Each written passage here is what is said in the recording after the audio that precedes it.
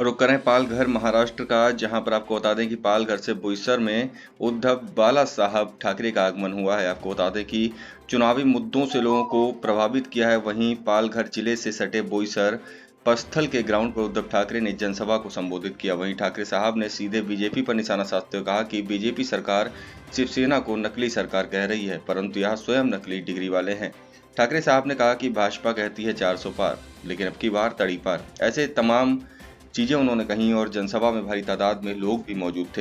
India Republic के लिए पालघर से अनुप कुमार उपाध्याय की यह खास रिपोर्ट। या दे सगळीकडे जमलेले आहेत। मला एकदा जरा सगळ्यांनी सांगा, असं समजा ही जनसुनावणी आहे, मला सांगा किती जणांना वाढवण हवं आणि किती जणांना नकोय नकोय त्यांनी हात वर करा। अरे नाही, एवढा असा गुळगुळत्याने नाही होणार, जरा जोरात बोला जरा एकदा। एकच जिद्द, एकच जिद्द। जरा हात वर करा आणि प्रेसला सांगतो, ही घ्या जनसुनावणी आमची, ही घ्या, ही घ्या। आणि मी तुम्हाला वचन देतोय, तुम्हाला एक कट्टर लढवई कार्यकर्ती भारतीताई दिलेली आहे, उद्या ती लोकसभेत जाणार, तुमच्या आशीर्वादाने नक्की जाणार।